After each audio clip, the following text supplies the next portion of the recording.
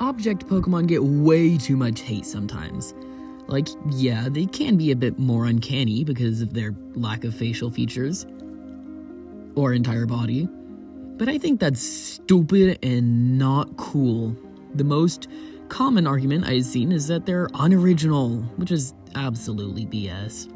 Like, you're telling me a magnet UFO Cyclops is more original than a literal rat? Yeah, I'm not buying it. They also just make sense in Japanese folklore, and let me remind you, Pokemon is a Japanese company. Tsukigami, I'm so sorry, I definitely pronounced that wrong, or Tool Spirit is an object that, if stays in use for long enough, it will gain a spirit of its own. So, yeah, that's cool. Also, my favorite Pokemon is Chandelure, and whoop-de-doo, that's an object Pokemon. So, yeah, completely unjustified hate. But then I got thinking, what if these object Pokemon were more animalistic? Would they be liked more? And what if those animalistic Pokemon were objects? What would they look like? Well, I'm here to figure that out.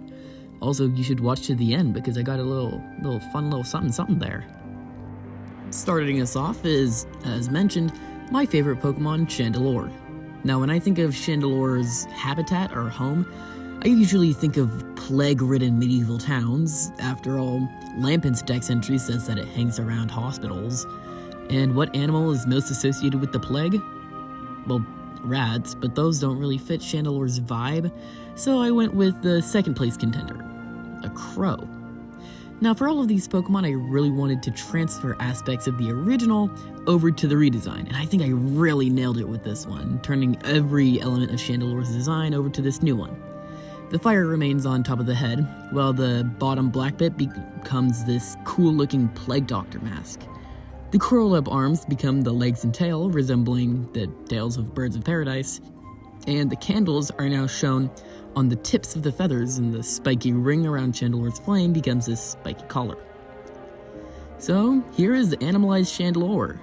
No Pokedex page, because all the info from the height, type, dex, stats, etc. would all stay the same. That being said, here's the shiny. Next, I wanted to turn an animalistic-looking Pokemon into an object. This time around, it's Ribombee. Seeing that it has this scarf-looking thing and also has the word ribbon in its name, I decided to make it a bunch of different knitting and sewing supplies. The head and body become balls of yarn, and the legs and wings come together to create a ribbon. And the eyes are buttons, and the antennae are now sewing needles. Overall, I think this one is the most similar to the source material. Well, with the exception of one that's going to come up in a bit, but here is the final product, and the shiny. This one, and once again an exception later on, are the only times the typing will actually change. Here, Ribombee loses its bug typing, becoming pure bug, because there are 0 bug-type Objectmon. I mean, that could always change, but the closest thing is Fortress, and even that's still a bagworm, so...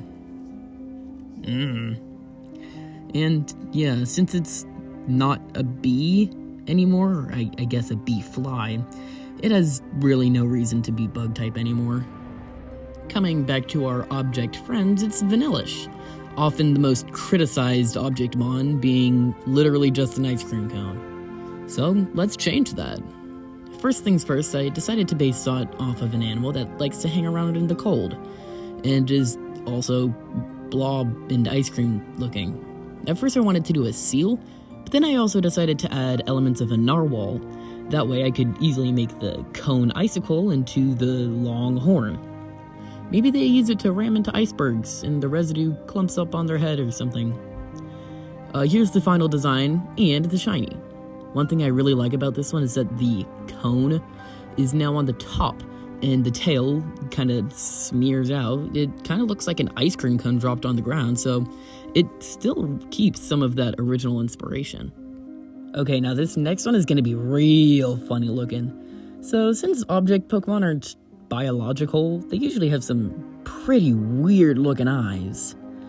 Remember that for later. Now, Sizzlypeed seems to be partially based on stovetops, seeing that the Pokedex says that the yellow rings on its belly get pretty hot. So why not make it into a frying pan? That's close enough to a stovetop, right? And maybe it's a self-heating one too, and the hot rings become the one singular eye of the Pokemon. The funny mustache bit becomes some flourish on the handle, and the brown tiles on Sizzlypeed's back translates well into a handle. So here it is, along with the shiny.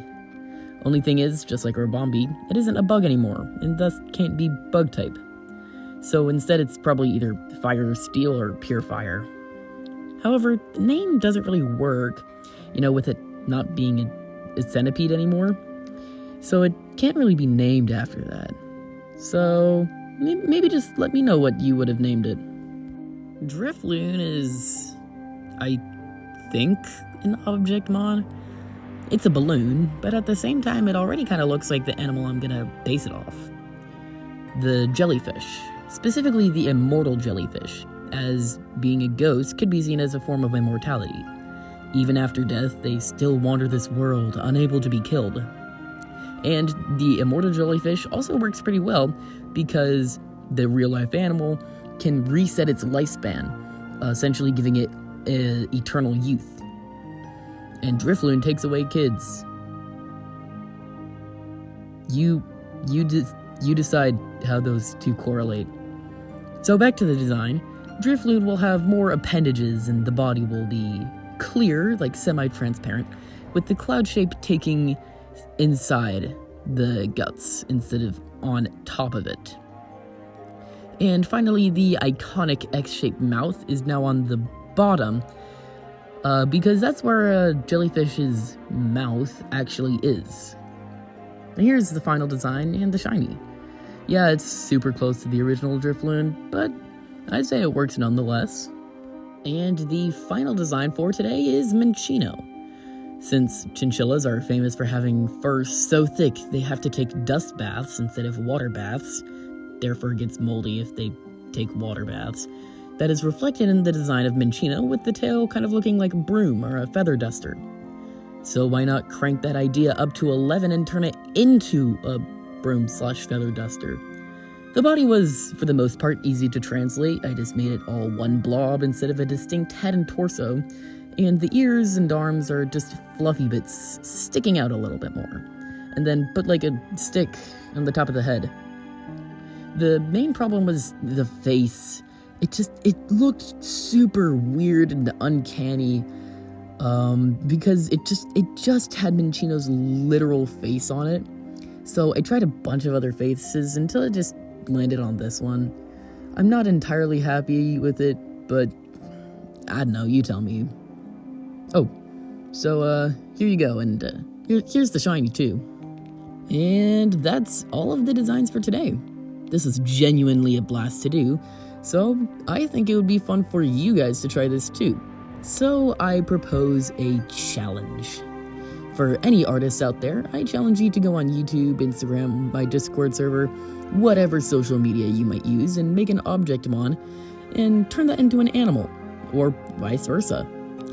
Also, somewhere in there, put the tag Dawn of the Objectmon. Only other rule is, have fun.